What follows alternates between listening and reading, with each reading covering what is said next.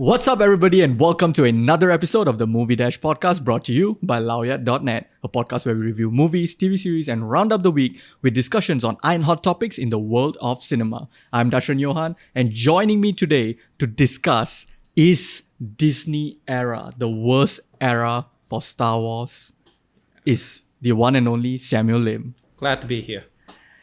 So, I'm really excited to bring you, especially for this, to have you on for this topic especially, right? Because I have always been clear about my profound love for the Disney era of Star Wars. But you are kind of on the fence with it, right? Yeah. Okay. So, the reason why I want to bring up this topic, right, is because I think the fandom right now is divided more than they've ever been. You know, you can see it on social media. There's so much yelling and there's so much hatred channeled towards the Disney era of Star Wars, to the point where people accuse you of being not a real Star Wars fan if you love the Disney era of Star Wars, especially if you love The Last Jedi, right? Yeah. And I don't think this is where Disney thought the fandom would be when they decided to, purchase Lucasfilm and launch the new era of Star Wars with The Force Awakens. I don't think they could have predicted it. So where do you stand on this, and what do you think went wrong? Okay. Arguably, a lot of what I think went wrong is probably where a lot of people thought it went right. Okay. And I'd like to begin with just a quote by Michael Eisner that I think Bob Iger, the current CEO of Disney, has really taken. Because a long time ago, Michael Eisner said, I think it was a quote in Disney War I read, published in 2005. He said, "We are under no obligation to make art. We are under no obligation to make a message. We are under obligation to make money. And occasionally when we make money, we will make art, we will make a message, and we will make history." And Bob Iger also echoed this sentiment, because there's been articles being published about how George Lucas was disappointed. And Bob Iger even admitted, we didn't change anything. Stormtroopers are the same. All the aesthetics are the same. And you know what? I don't think they appreciate the amount of pressure we were under. Maybe so, but it just felt like a lot of this current trilogy is the best hits of the original trilogy, just done slightly more updated. And I mean, there are some contributions it's made, but here's the thing, right? Yeah. So if you say it's the best hits of the original trilogy, now I'll agree with you there when you say that let's say The Force Awakens was basically just a remixed version of A New Hope and a little bit of Empire and all that, right? You have, instead of a princess or a general sending out a message, you had this fighter pilot, you had Poe sending out a message. There was also a droid and all these kind of things. And instead of a guy stuck on a desert planet, now you had a girl stuck on a desert planet. The arc is almost similar and all that. But then Rian Johnson came in and basically smashed all that out. Now, whether you like it or dislike it, right? He basically did something completely different. Yes, he did. So now then the question is, if your inherent problem with the Disney era of Star Wars is that it's the greatest hits version of the original trilogy, then wouldn't The Last Jedi be the antithesis in a good way to that? Okay. Again, it's a very good point, but my problem with it is it all still exists within this sort of ballpark. Whether you're trying to pay homage to it, like The Force Awakens, or you're trying to subvert it, it still works within the parameters of the original trilogy. I would have liked to see a new enemy. I would have liked to see new designs for the armor and the aesthetics, which is a small thing, sure. If you want to bring the Stormtroopers back and you want to call them First Orders, or you want to kill the Sith but have a sort of play on the idea of the dark side and light side, that's fine. But in terms of actual new material, I kind of expected more. I kind of expected Snoke to show a different side or of the dark side and some different sort of application of it. But at the end of the day, it's more synergy than innovation. So, so that means would you say that your inherent problem with the Disney era of the Star Wars especially the new saga or even the spin-off movies, is that it still continues the Skywalker saga. Because you can't really deviate from format. Okay, you can deviate from format, but you can't tell something completely different if what your story is still the Skywalker saga. Yeah, and okay, again, personally, I didn't want the Skywalker saga to continue. Right. I thought it should have died right there on the spot. But I thought Return of the Jedi ended it on a beautiful, heartfelt note. The sins of the father is found redemption in the son, and we have a perfect closed loop. Yes. Yeah. I think I'm definitely in agreement with you there, right? Yeah. I love the Disney era of Star Wars. Besides Solo, I think Solo was just a middling movie. But other than that, I loved all the other movies. But I think I would agree that in the sense that if you asked me, let's say before like Force Awakens even came, and you asked me like, okay, now Disney has purchased purchased Lucasfilm and they're going to make a Star Wars movie, what would I like to see? I wouldn't have said the continuation of the Skywalker saga. Yeah, exactly. Yeah. But okay, here's why but before that, right, before we go into that, so now what is your general relationship with the Disney? Like, do you literally find it the worst of all three eras? No. Okay. I want to make that very clear. Okay. The prequels are garbage. Okay. They're fun garbage, but they are just like trash. Okay, I'll put it this way. The prequels is a very, very bad attempt at fufu fusion cuisine. It's kind of weird. It tastes awful, but you cannot say it's unoriginal.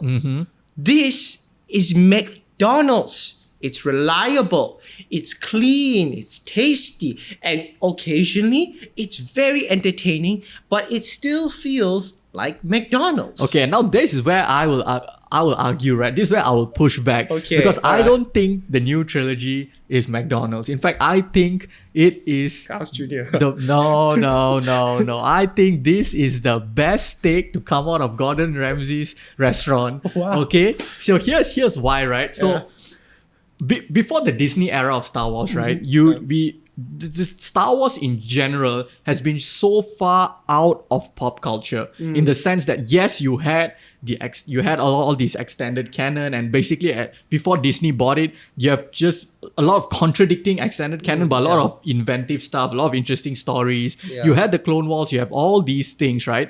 But Star Wars itself wasn't necessarily at the front of my mind, because what was at the front of my mind in terms of like these universes that I really got into and like really invested a lot and loads and loads of my time was like the Marvel Cinematic Universe, or like at that time, like even in the late 2000s, like Christopher Nolan came out with his Batman trilogy and all these kind of things, and you had Lord of the Rings and you had Harry Potter and all that. I still love Star Wars, make no mistake about that. I never not loved Star Wars, but it was so far away from the pop cultural zeitgeist that it kind of was in the back of my mind, not always at the front of it, right? But then when Force Awakens came out, oh my god, It propelled it forward once again. It just reminded me of why this universe is so special. Like Force Awakens rekindled something in me that I never felt in so many years. I think the last time I felt that way was when I watched Phantom Menace as a 6-year-old. Except now I'm a 20-something-year-old. It's not easy for you to feel that way as a 20-something-year-old. Yeah, you're a lot more cynical and judgmental about things. Exactly. Yeah. But yet The Force Awakens, whether it's John Williams' score, whether it's just the way it was directed, whether it's the new characters, every single thing, especially I love Rey. All the new characters, although they might be similar, like Rey especially to Luke Skywalker, especially in Force Awakens, but there was just something about it that I was so intoxicated by, especially Kylo Ren. And then I watched Last Jedi. Okay, I watched Rogue One, and Rogue One was fantastic. It was a fantastic war film that, filled in the gaps between episode 3 and 4. Exactly. It's really, really, really good war film. And then I watched Last Jedi, and it just like, if I was in love with Star Wars after Force Awakens, this just took it to a whole new profound, unexplainable level. It's because of Last Jedi that I went back and I started watching Rebels, that I started exploring all these things, that I started, like wanting to dive more into the comics and all of that. So I think while I agree that there's a lot of similarities in like how they still played within the box, but it also like lit a fire under me that I can't even explain. Yeah. Okay, I do want to clarify one thing. Okay. For everyone who is whining about how The Last Jedi ruined your childhood and how it's a shitty movie, it's okay. Let's just be honest here. As a movie itself, I like Last Jedi. It is a good movie. Yep. The plot is interesting. The characters are fairly well developed. There's a lot of great action set pieces. So anyone who says The Last Jedi is a shitty movie and it deserves just to be at the bottom of the barrel, you have to be honest with yourself and you have to say Last Jedi is a good movie. Now, if you are a bloody nerd like me who has read a ton of like garbage canon, which is now Legends, which I'm still mad about, but it's fine. Then we think, a lot of us think that The Last Jedi is a bad Star Wars movie, but it is a really, really good movie. So again, wouldn't ever knock it down on like technical merits. Yeah. I think before I move on to the next one, I think that the point, one thing you brought up is, is like a lot, not everybody feels that way, right? Like, and not everybody is, it's okay to dislike something or like something or love something or hate something. You don't have to go, just don't, you don't have to be a dick about it, basically. Yeah, you don't have to be a dick about it. Yeah, man. because Come on. like you see, like I'm a Star Wars fan. I read extended canon. I read Legends and all, and I love. Exactly. So the whole idea of how like if you like Last Jedi, you are not a real Star Wars fan. That's the biggest pile of bullshit I've ever heard, right? Because there are so many people who also like lived and breathed Star Wars and read all the comics and watched every single episode of Clone Wars, both out of order and in order, and still love The Last Jedi. Exactly. Okay. Yeah. But here's the thing, right?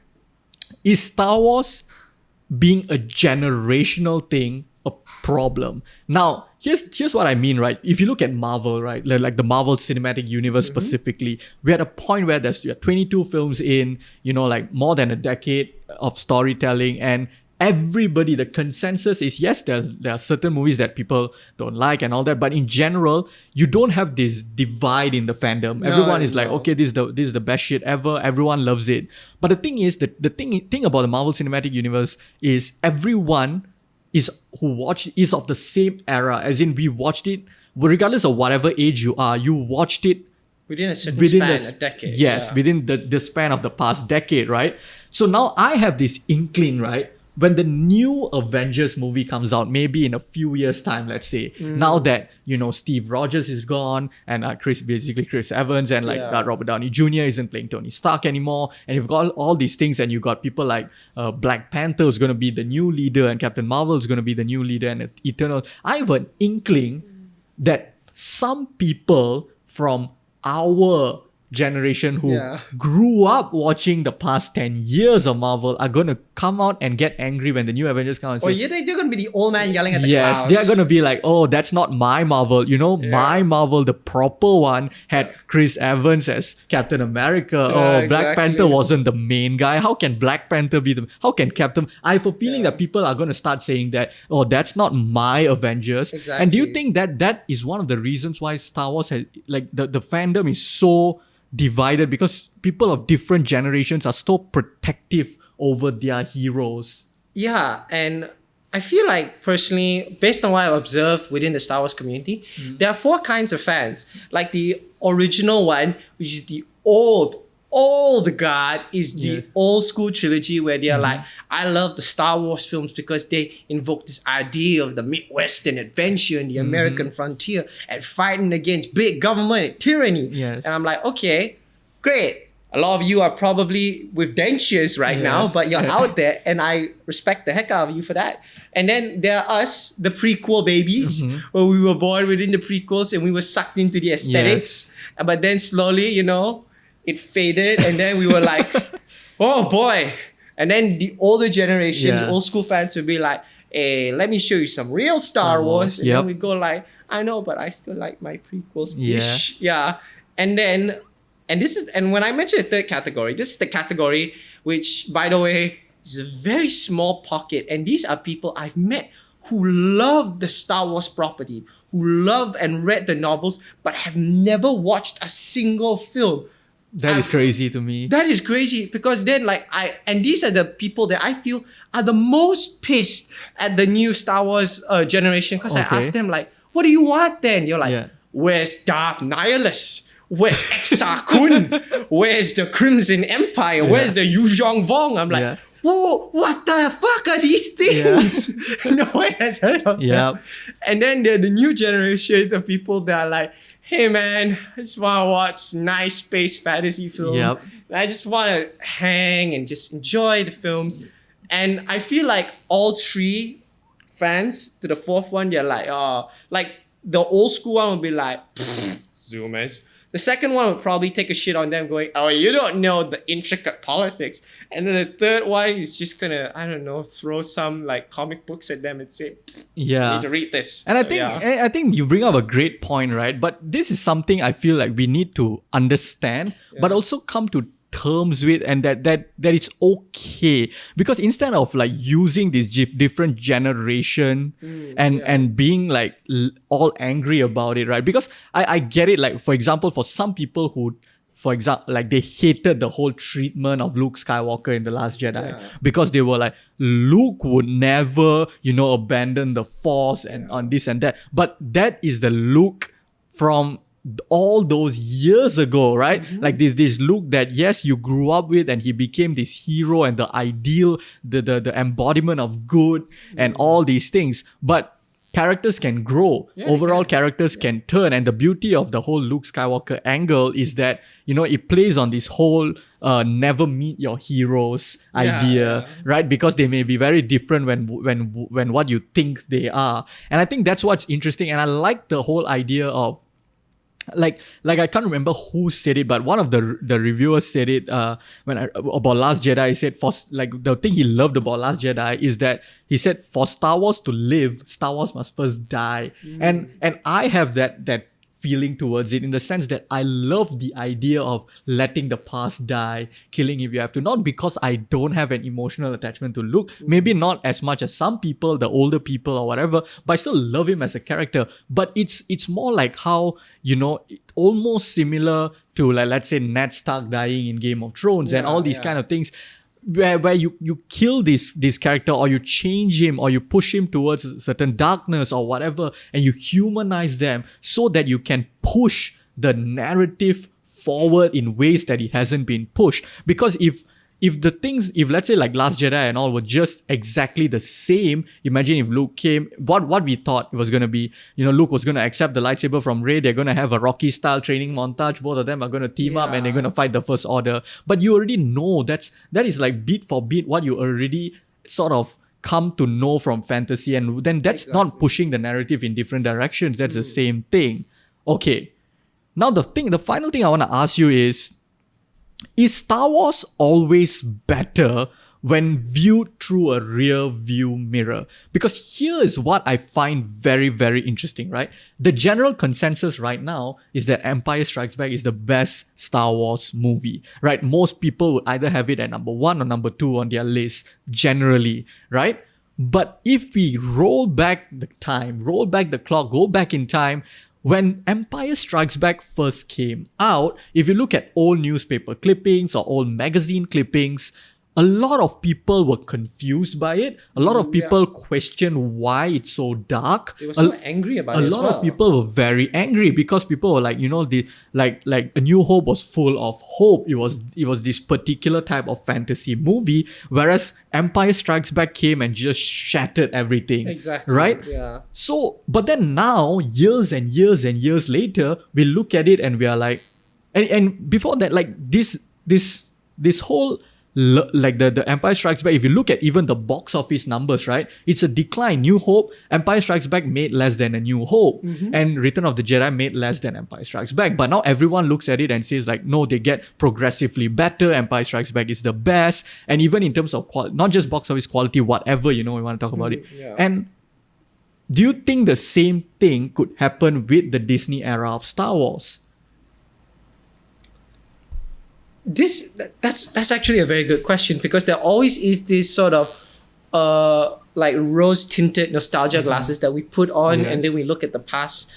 I think everything will be given a similar treatment like that at some point, but it's going to take years from now. Yeah. So the question is, I mean, did it add enough to create its own identity and hallmark? I'm actually still questioning that at the current moment. But I do believe, probably given 30 years from now, people will look back at this Star Wars film and they'll go, oh yeah, that was a film that really invoked, like you said, feelings of adventure and feelings of excitement in them. Yeah. And I think it's going to take a long time or a very bad string of Star Wars movies to follow to create that sort of emotion. I also think it's not just that. I also think that this whole idea of mistreatment of certain old characters, right? Now, because certain people of certain era or whatever, if you're like a prequelist or if you're like an original trilogy guy or whatever, you are like, oh, I'm so protective over Luke, I'm so protective over Han, why are they doing this? Why isn't there like a shot where Luke, Han and Leia are together? Why are they saying let the past die? I think years and years removed from it, when people just go back and watch these films as films and as Star Wars films as well, I think when you're not looking through it from a very like close, guarded perspective, I think people will appreciate some of the bold decisions that they made. Yeah. I mean, I feel if people are a little bit more open to the new era, and again, if they don't have any big hang-ups like maybe some of us do, then I think there is a lot of good memories and there's a lot of value to be had from it. Yeah. Me too. So in short, both of us don't think the Disney era of Star Wars is the worst. Though we do address, like, we do recognize why some people don't like it. You know, we get it. Like, even Sam isn't like 100% convinced of its need to exist in the first place. But you know, like the beauty of it is, like, you know, like we can all love different things, and and at the end of the day, we are all Star Wars fans. So So let's you know, whatever criticisms we have and all that, let's just all come together as Star Wars fans and not, you know, like come from a place of hate and, you know, wanting to be total assholes to everyone else. You will not be an asshole in the comment section. It's my attempt at a Jedi mind trick. Hopefully it works. Yeah. And those are basically our thoughts on this week's hot topic. Now it's your time for your take. Let us know what you think by hitting us up on @themoviedash on Twitter. Also, if you like our podcast, be sure to subscribe to MovieDash on iTunes, Spotify, or wherever you get your podcast from. There's also a video version on YouTube for those of you who like to check out our not so beautiful faces. Also, if you like to follow both of us on social media, you can follow Sam at Samlin Lego on Instagram, and follow me on Twitter and Instagram on @DashTalksMovies. Until next time, bye-bye.